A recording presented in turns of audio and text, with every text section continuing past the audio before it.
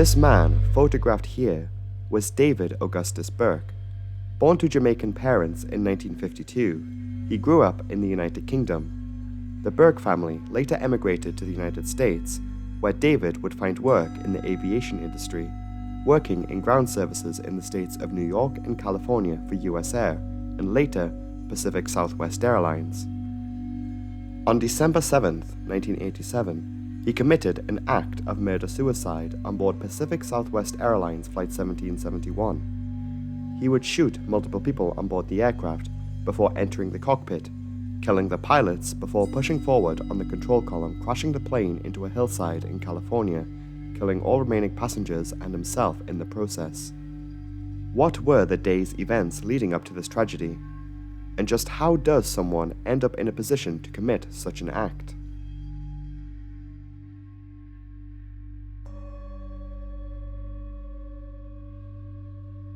Pacific Southwest Airlines was a regional airline based out of multiple California airports at Los Angeles, San Francisco, and San Diego, and had recently, in 1987, been purchased by US Air.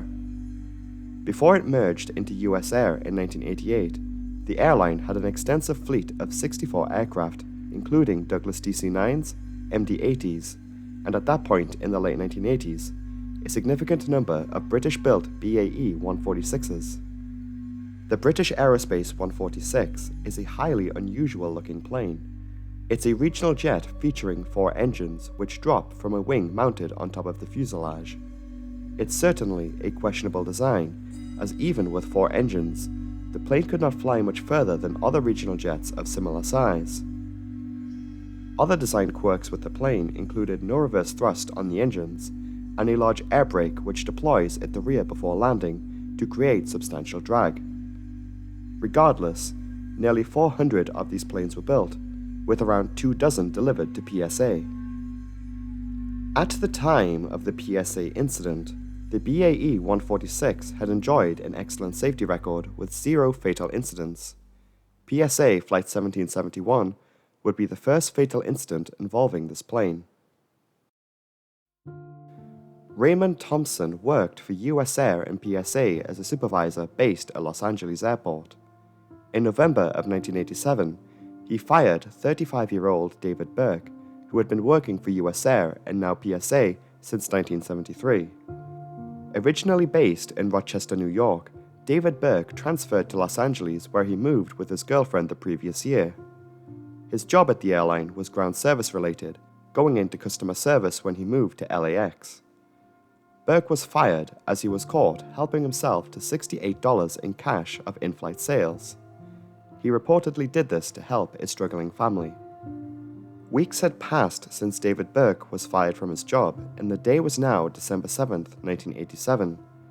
He still had not surrendered his airport credentials, which had allowed him to bypass airport security. That morning, David Burke woke up where he would soon leave a voice message for his girlfriend which said, "I'm on my way to San Francisco, Flight 1771. I love you. I really wish I could say more, but I do love you." Another source stated that this voice message was made later in the day before the departure of Flight 1771. Regardless, later that day, he went back to LAX Airport in an attempt to get his job back and appeal his employer's decision. Ray Thompson, his former supervisor, refused to give him his job back. Following this, Burke would purchase a one-way ticket to San Francisco as he knew Thompson would be taking this afternoon flight. Ray Thompson lived in San Francisco but commuted daily with PSA between there and LAX where he worked. With him, he would take a weapon he had borrowed from a now former work colleague. The weapon in question was a Model 29 Smith & Wesson revolver. He was loaned this weapon along with 12 rounds of ammunition.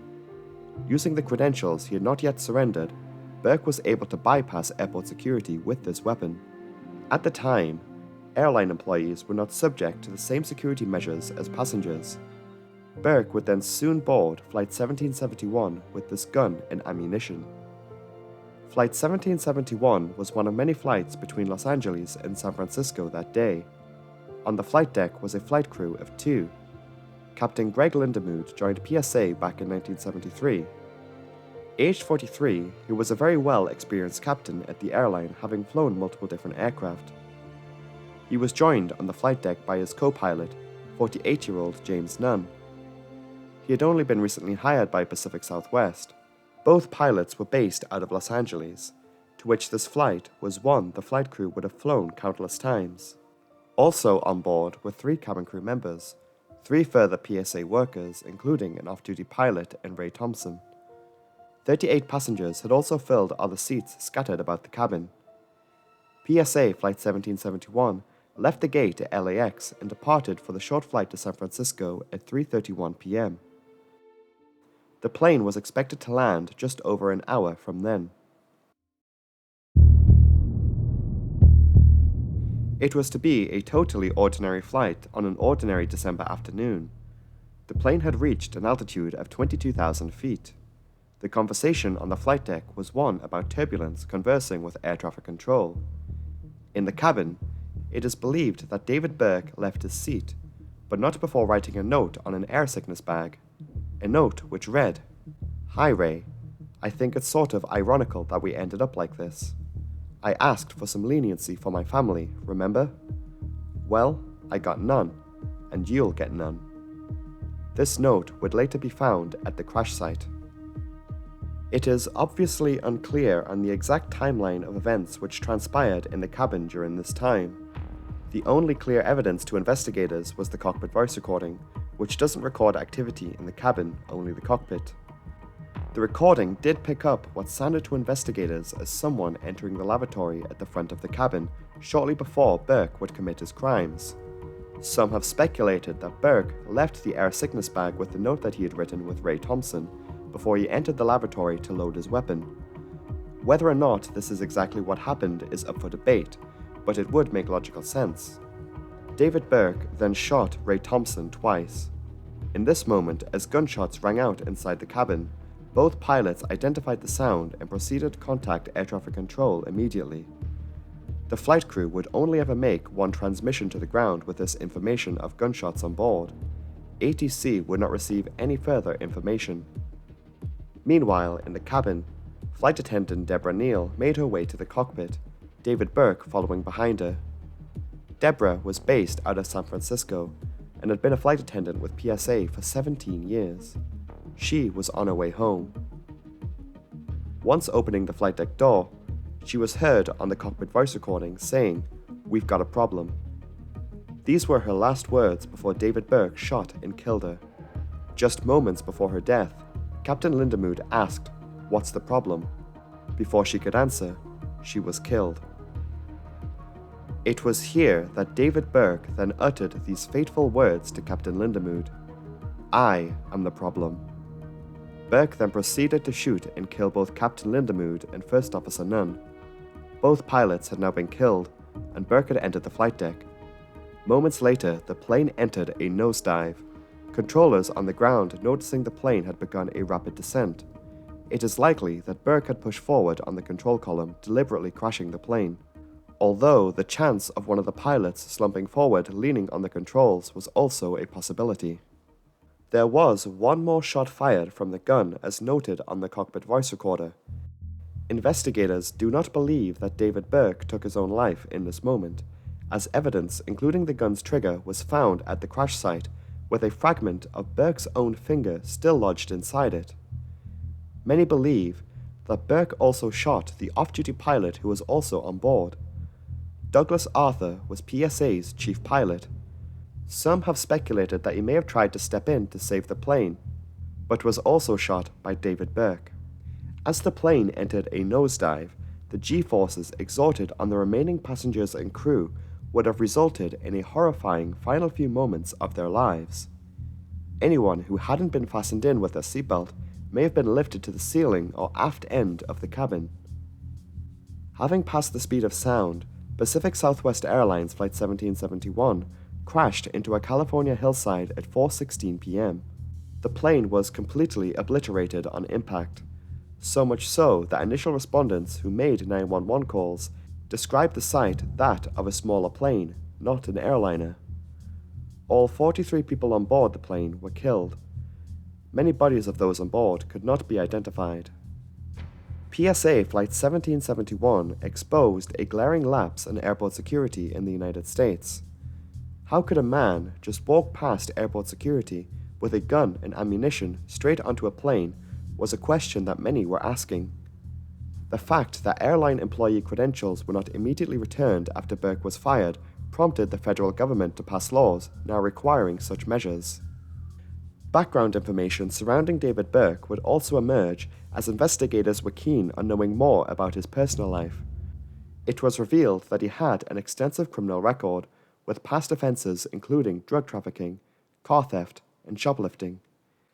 It is believed that his move to California from Rochester, New York, was in part to avoid suspicions, as he was involved in the smuggling of cocaine through Rochester using his connections to US Air. Some people who knew David Burke, former neighbors and girlfriends, described him as a violent man. Despite sending a voice message to his girlfriend at the time in 1987 saying he loved her, he had been known to be physically violent towards her. One source even stating that a restraining order had been filed against him from his girlfriend, who had been attempting to break off their relationship for some time. Pacific Southwest Airlines Flight 1771 would become the deadliest case of workplace violence ever recorded in the United States. A memorial is now in place for the lives that were lost that day. The memorial is located at Los Osos Valley Memorial Park. Good afternoon, everyone. Thanks for watching the video. If you found it to be interesting, be sure to subscribe, as there is always a new video every Saturday. I will be taking a week off from next Sunday, but there will still be a video out for that weekend I'm having off. It is time to thank my incredible patrons for their amazing support. We have now hit 50 patrons now on the Patreon, so a big thanks to everyone who has joined over the past several months. There is an incentive for a Patreon-exclusive disaster breakdown video for every 50 patrons, of which the first of those videos is now up on the Patreon, which you can join from £3 per month. If you join, you can also have your name featured or read out here at the end of the next video. If you wish to opt out, you can just send me a message on there. So a thanks to my £5 tier patrons: Avery Tioda, I hope I said that right, Aaron Wilson, Hector Palmatellas, Jugis, Ken Zachman, Kevin Connors, Christy, Leon Sant Jennings, Marie Ennis, MG, Pacman7, Panic Chicken, Rebecca Rippers, Soria Melody, So FP, and Sue Shoes. Special thanks to my £10 tier patrons for their generous support: Aidan Montgomery, Alex Keller, Ann Sid, Daniel Hendricks, Derek Bean, Joe Berkey, Karma, Mike Milton, Side Effect, Roger Mayer, and Where Are My Cheetos? Thank you all so much. And that is it from me this week. I hope you have a good weekend, and I will see you next time. Goodbye.